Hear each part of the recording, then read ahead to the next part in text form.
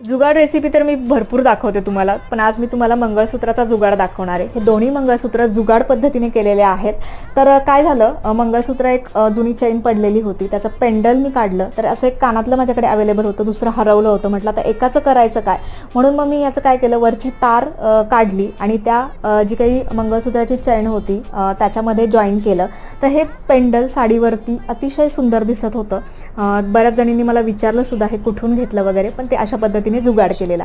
तर आता उरलेली जी तार होती ना काढलेली आपण कानातल्याची, तर त्याच्यामध्ये मी अशा पद्धतीचा एक बोरमाळ होती माझ्याकडे शिल्लक, जी की तुटलेली होती.